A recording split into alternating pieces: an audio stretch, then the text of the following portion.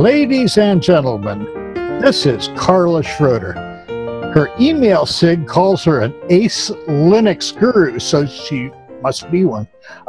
And she's been writing about and using and consulting on Linux, well, since the last century, forever, since early Red Hat, since Mandrake came out. And you liked that early Mandrake, didn't you?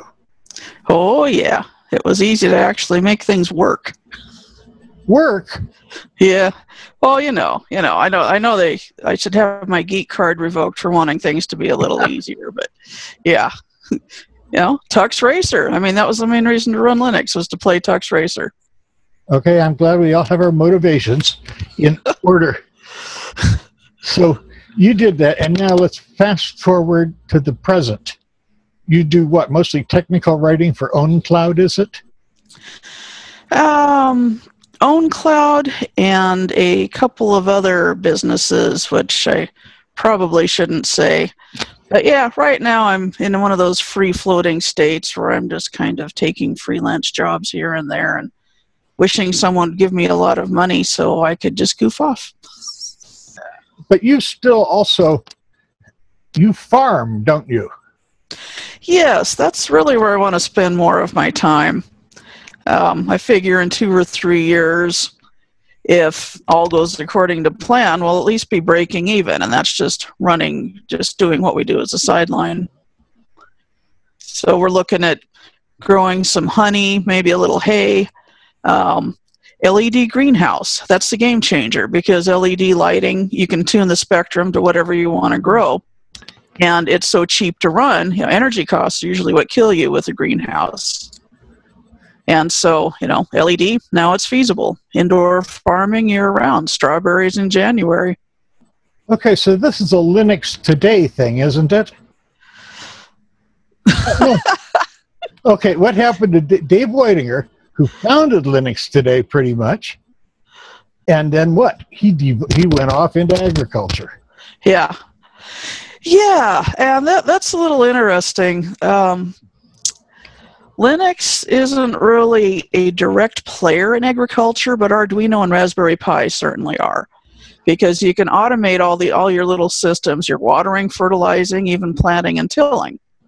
And it's the labor, if you can cut your labor costs and not kill your body, I mean, those are all wins.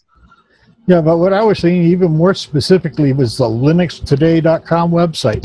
Founder Dave Whitinger went back to his first love, farming, and you, as a former Linux Today editor. Yep, going back to farm.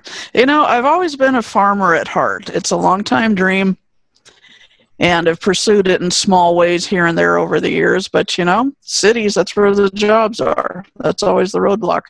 Now with the internet, poof, no more roadblocks. So you live in where? You live in, I see your SIG sometimes says somewhere in the western U.S. I live in 9 Mile Falls, Washington, which is in the Spokane area. And it's a great place. We have 40 acres, about 30 of it's pine forest, which has possibilities for growing mushrooms, like shiitakes. You grow those on hardwood logs, and there's other possibilities we're looking at. And then we have about 10 acres that are tillable, which is more than enough for what we want to do. You're in Washington State, the marijuana farm? There are so many hoops to jump through to be a grower or a seller, so that's really not an option for us. It's we just want to get out and do things. We don't want to spend our days hassling with the state over the Mother May I paperwork. So Linux, now you mostly do, well, you've always done not so much news reporting as how-tos. Am I correct? Yes. Yeah, I'm not really a journalist. I was never trained as a journalist. I pretend to be one sometimes. But my approach is the enthusiast. Learning things, get excited about them, and then just share that with other people. And I think as advocacy in general, one of the most effective tools is actually showing people how to do things and what they can do with them. There's sort of the grumpy old geek stereotypes, like, if you're too stupid to figure it out, you're not worthy to use it. And, that's just not a good way to go. It's just show people, teach them, help them. We all help each other. Okay, I'm on your side. I'm a total believer. Linux Cookbook. That was what? That was 12 years ago, right? Where you got real famous? Oh, yeah, I think so. Yeah, it's been a long time. Well, 12 years is a long time in Linux land, that's for sure. It's a long time in any land nowadays. Yeah. Yeah. Yeah, it was my first and best-selling book. I still get people writing to me and saying, hey, we love you. Will you write an update? And I've talked to Riley about it a few times, and they're in favor of it. And I just really can't figure out a good approach. I think the days of giant books with thick spines that look good on bookshelves, I think we're pretty much past that. Most people have more focused small questions that they want answered. They don't want to have a giant book that's like a course, or there's full of things that they're really not interested in. So one of my wishes when I have a little more time is to maybe self-publish small guides, just little things that just address one topic. And I don't know if I'd even have print editions, still thinking about that, but just make them ebooks, cheap and easy and fast. That's where it seems to be going. Also, your smaller books about given topics. A couple weeks ago, similar interview with Bill Pollock of No Starch Press. Oh, yeah. Yeah. That's his approach. Yeah. Yeah, Bill's good people. He published my book of Audacity. That was my number 3 and last book I wrote. 3 books. Yeah. That's a magic number. And another thing about books, which I'm sure you know, they're a heck of a lot of work. Mm-hmm. And you have to sell an awful lot of them to really make it worth the time and energy you put into them, which is another attraction of small, focused books. And tech, things get outdated quickly. You can't make a book your life's work because it's obsolete. Been there, done that. It was obsolete the day I turned it into the publisher, and it took them 3 months to get it to shelves. Yeah. And the joke about 3, I won't say who, but an editor at Prentice Hall told me that technology people typically write 3 books. That way they know they can write books, and then they move on. Yeah, well, for me it was more, again, just wanting to get the information out there. I think my best one was the Linux networking cookbook, which, just networking that appeals to a smaller audience. Man, that thing about killed me. But it's still relevant. Networking doesn't change that much. So. No, okay. So, of course, that appeals to a more limited audience. Okay, but now you talk about maybe an ebook or something. Are you still writing a lot of articles? I know you seem to go back to Linux.com endlessly. Yes. Yeah, that's kind of my home away from home. I like the site. I like the people I work with. And they pretty much let me do what I want. And that's a big thing. It's nice to be trusted by your editors to pretty much know what people are interested in and being able to follow my own interests, which fortunately align with a lot of other Linux users. Aha! And that brings up a really excellent question.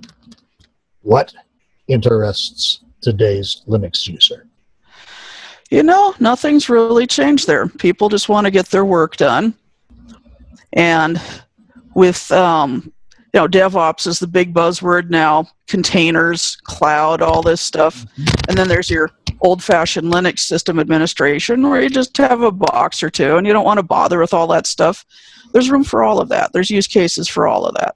And the Linux universe just keeps expanding.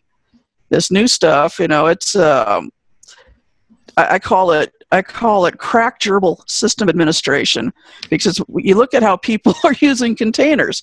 They're spinning up microservices, they're spinning up all these zillions of containers. The things come and go. They're ephemeral. I mean, they're like fireflies, just like blink and gone, which is completely opposite of your traditional Linux system administration, where you boast of your uptime. My server is not rebooted in 9 years. And of course, it's completely obsolete and falling apart, but by gosh, you got that uptime. And I noticed that, like many, many writers, not including me, okay, maybe including me, your personal site is, let's say, sporadically updated. Oh, you know the reason for that. It starts with face and ends with book. You know, it's so easy to just pour out your most immediate deep thought on Facebook, and your friends go, yeah, you suck, you know, and you move on. It's a little more work to actually write a coherent blog for your personal site. And if you have any kind of, I don't know, I have as many followers on Facebook as read my average blog post. How about you? I have a few evergreen posts on my site that is they're in the thousands of hits. I have like maybe 80 Facebook friends because I keep it limited to people I actually like hanging out with. No, actually my personal site does better than Facebook, but they're really different purposes. But Facebook does make me lazy about actually blogging on my site.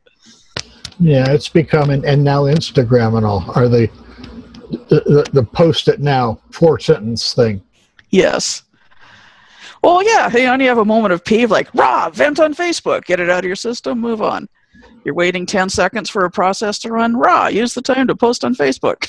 That's what I do, video rendering. The other night, this is a Facebook post. I want Chinese food.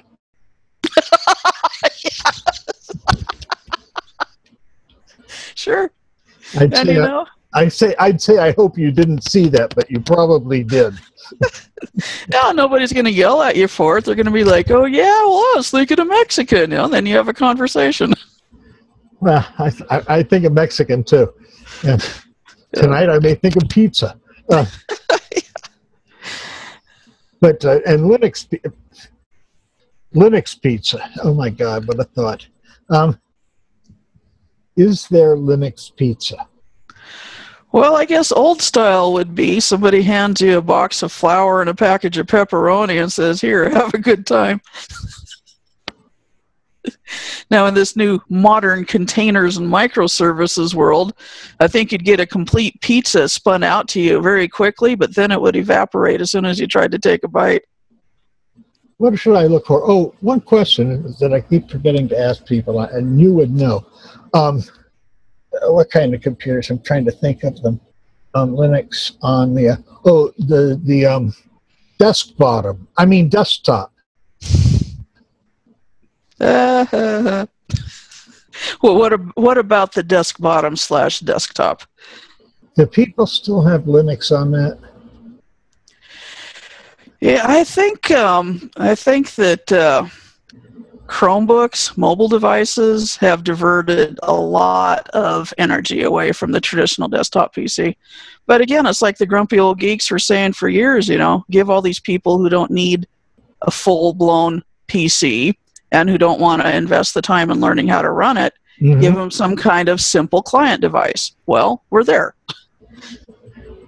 You're absolutely right. We have the network server stuff that the boys up and not far from me in Largo, Florida, got very famous for setting up. So they had basically dumb terminals running Linux from a central server on everybody's desk. And so they never had any problems. And you're right. Those are Chromebooks now, aren't they? Yeah. Chromebooks, Android phones and tablets, even iPhone. So, yeah, I have an Android phone right here.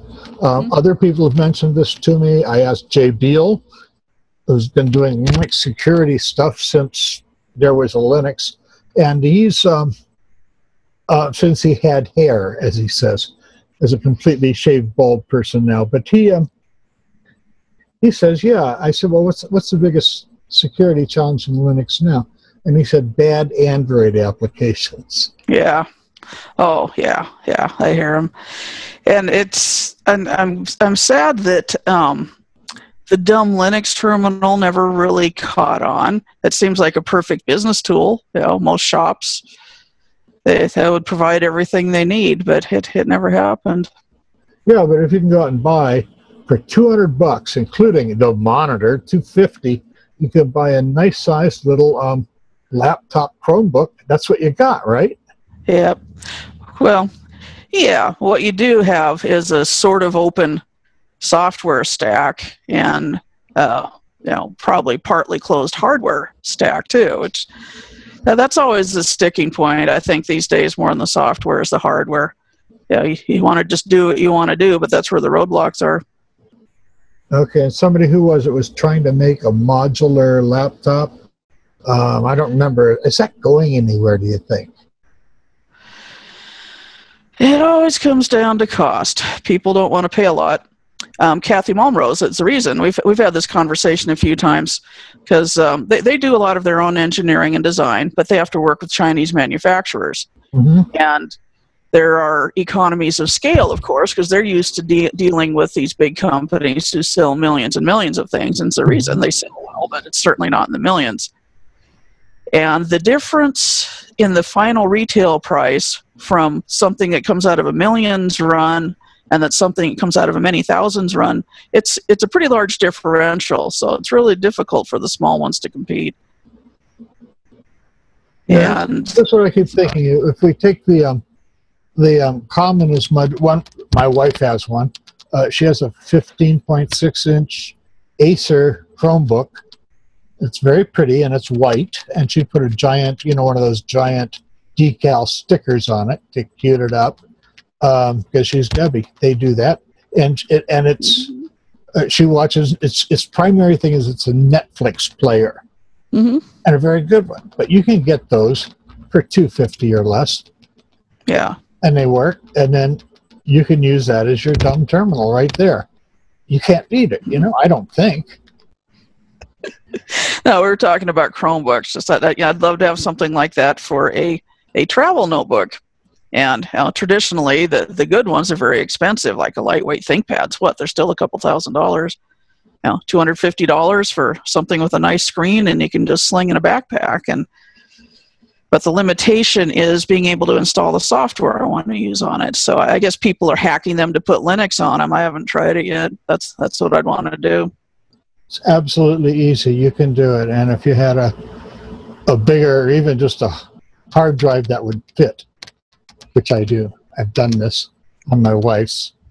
She was not happy to come home and find her prized laptop all apart on my workbench, but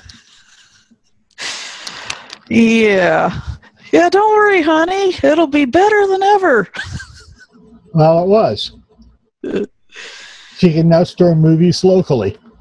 Yeah, excellent. And it was only what did the 256 gigabyte solid state drive cost me?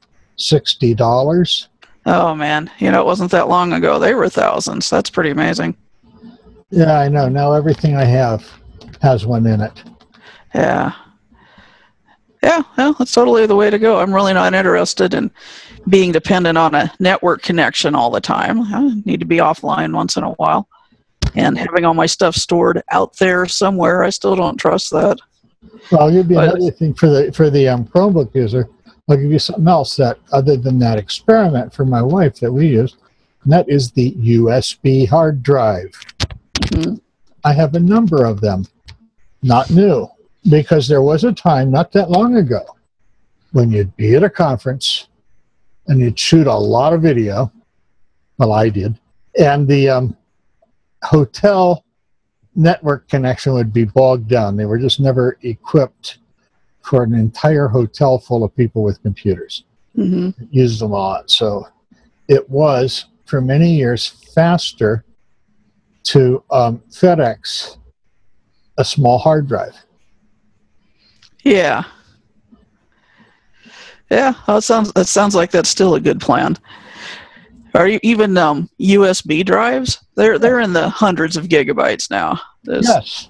There's just dumb little stick. And yeah. And you don't need hundreds of gigabytes. You need dozens. Mm-hmm. And how has this affected Linux? Now, obviously, the low power stuff, the Arduinos and all. Boy, that's a good question. I mean, it's an expansion. That's just more options and more pretty toys than ever. Now, Linux itself is getting kind of diffused as a, how to say this? You remember, I mean, all the old geezers remember back in the olden days when Microsoft was the sworn enemy and all this stuff. And, there was a fair amount of energy to to suppress the Linux names, like, oh, Linux, ooh, you know, we don't say that. Linux is stupid. But if we call it open source, well, that's more cool. And that still persists. There's something about the Linux name. It just makes some people squirmy. And I think that's kind of sad because what it represents is a lot of really cool technology. And you know, all kinds of good user friendliness. And when you say, oh, well, you know, we don't say Linux, we say open source now, it's just like you're trying to sweep that under the rug.